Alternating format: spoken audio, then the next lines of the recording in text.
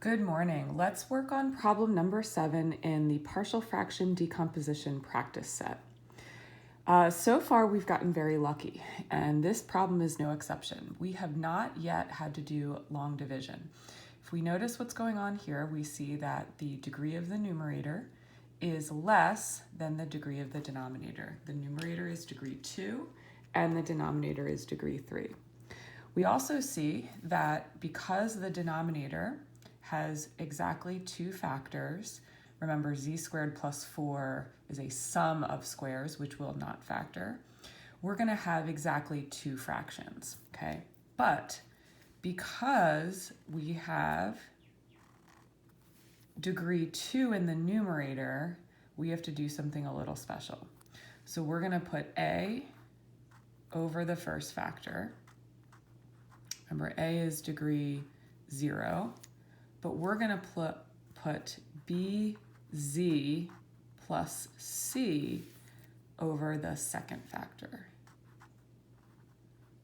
Okay, and notice this is a degree 1 over a degree 2 because this factor is degree 2. So just make a note of that. When you have a degree 2 factor, you're going to have to put a degree 1 in the numerator. All right, now I'm going to proceed as usual. I'm going to add these 2 fractions together. I'm just going to recopy what I have, z squared plus 2z plus 3 over the quantity z minus 6 times z squared plus 4. And if I get my common denominator and add the fractions together, which I'm going to do in one step, I'm going to get a times the quantity z squared plus 4 plus bz plus c, notice I'm putting that in parentheses, it's a binomial, times the quantity z minus 6. And that's going to be over the quantity z minus 6 times z squared plus 4. Okay, I have one fraction equal to another. The denominators are equal, therefore the numerators are equal. So here's my equation I'm working with. Z squared plus 2z plus 3 equals a times the quantity z squared plus 4 plus the quantity bz plus c times z minus 6. Now, one thing I maybe could have done, and you're welcome to do this as well, if the letter z bothers you, you can rewrite this entire thing using x. So that's really up to you. It's just a variable. And then this is what I'm going to be working with. I need to solve for a, b, and c. So let's start off by picking something easy. I'm going to let z equal 6 because that will cancel out z, all right? And actually, it's going to cancel out both b and c because this whole term will go to 0. So let's try that. I have 6 squared plus 2 times 6 plus 3 equals a times 6 squared plus 4. And then notice, if I put a 6 here, that's going to be 0 times all of that, which will basically drop out.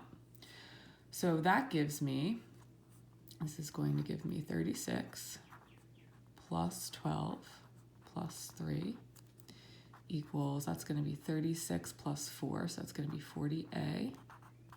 Adding these terms together gives me 51 equals 40a. And so a is equal to 51 over 40. Okay, so I know a, and now let's move on to get the rest of the letters. I don't see anything super obvious here. If I look here and I try to say, oh, let me let z equal negative 4. Well, remember, a negative 4 squared will be positive 4, so that's not really going to help. And so I'm kind of out of ideas. So when I'm out of ideas, I usually pick a super, super easy number, and I'm going to pick 0 as I did in previous videos. 0 is just easy to work with, okay? So let's let z equal 0 and see what that does for us.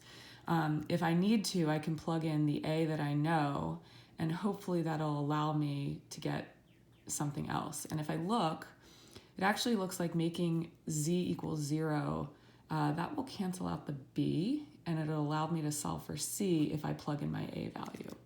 So let's try that. So I have 0 squared plus 2 times 0 plus 3.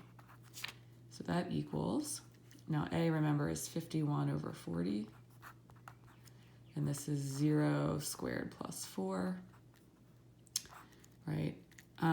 Now this, well, let me just write it anyway. So this is going to be b times 0 plus c, and then 0 minus 6, okay? So on the left, this is going to be 3 equals, this is going to be, so you could see that the 4, right, will cancel with this 4. So this is just a 51. Oh, sorry, I keep messing up. That's a 40, I'm sorry. Oops, never mind. So this is 51 over 40 times 4. That's going to simplify nicely. And here, you could see this is going to be, that's going to be 0. This is going to be negative 6c. Okay, so let's simplify that. That's going to be 10. And I have 3 equals 51 over 10 minus 6c. Let's make 3. Let's turn this into 30 over 10. And let's subtract the 51 over 10. That's going to give me negative 21 over 10 equals negative 6c. Let's multiply both sides by negative 1 over 6.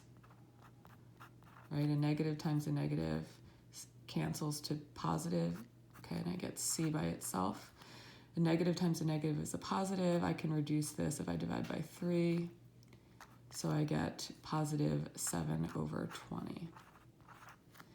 Now, the only thing that remains is that I need to solve for b. And since I'm out of good numbers, I think we should think about what the next easiest thing would be, right? What else could I use? What else is an easy number to solve for b? So I will see you in the next video to finish this problem, but in the meantime, think about what you're going to let z equal so that we can easily solve for b.